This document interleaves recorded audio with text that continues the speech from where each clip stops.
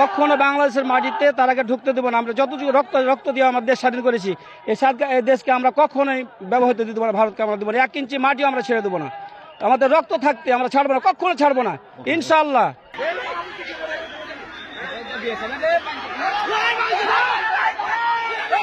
ইন্ডিয়ার জনগণ এবং বাংলাদেশের জনগণ এখন উত্তেজনা, তারা তাদের বোম মারছে এবং গ্যাস ছাড়ছে আর কি। আর বাংলাদেশের লোক লাঠি হাইসাল দিয়ে আছে, বিডিআরকে সহযোগিতা করছে, চরম উত্তেজনা। আমার একটা বিষয় যে আমরা চোকা সীমান্ত এলাকায় 177/1 পিলারের সামনে যে কোনো একটা ঘটনাস্থলে ভারতের পাবলিক বাংলাদেশের পাবলিক একটা জুট ঝামেলা লাগে। সে জুট ঝামেলাকে নিয়ে ভারতের পাবলিক বাংলাদেশে এসে বোরে বাগান, আম গাছ, ফসল পানি সবকিছু নষ্ট করে দেয়। ভারতের বিএসএফ নিজের হাতে ইট পাটকেল গ্যাস বাংলাদেশের উপর নিরপেক্ষ করে। বাড়িতে থাকি আমি, যখন পেঁয়াজ গাছছিলাম, আমার এক চাচা বললো কি ইন্ডিয়া আর চাইনা লেগে গেছে ইন্ডিয়ার ঘি।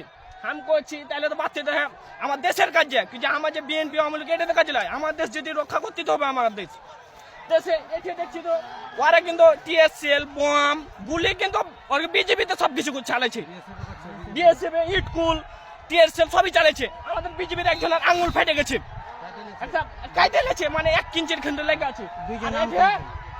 বরের বাগানের এটা মেলে গেলা গাছ কেটে ফেলে দিয়েছে, একজনের এটা একটা চোপ দিয়েছে, একজনের এটা একটা চোপ দিয়েছে, আমি সারা সাথে এতে পেটছে দিয়েছি।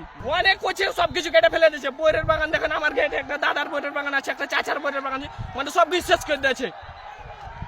এখন কি করবো, আর কে চালাতে আমরা থাকতে পারছি না। খুব আমরা তো আপনি ভিডিওটা ছাড়েন, জেনে দেশের মানুষ জেনে আছে অস্ত্র যা আছে, ককটেল মকটেল যা আছে সব ব্যস্ত করেন, জেনে আমার দেশের মাটি জেনে ওরা জেনে না নিতে পারে। ভারতের ইন্ডিয়া চায়না সবকিছু দখল করে নিচ্ছে।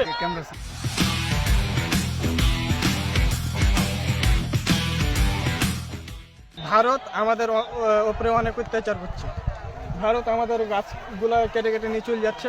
আমাদের কেড়ে যত গালা ছিল সব কেড়ে বিএসএফ আর কেড়ে পাবলিক সব উঠিয়ে নিয়ে চলে গেছে। আজকে আপনার গ্যাস তেল মারছে আমাদের উপরে, আমাদের গ্যাস তেল মেরে আমাদের চোখ মুখ জ্বলিয়ে দিছে। তার উপরে ভারত আবার আমাদের উপরে অনেক অত্যাচার করেছে, দেখতে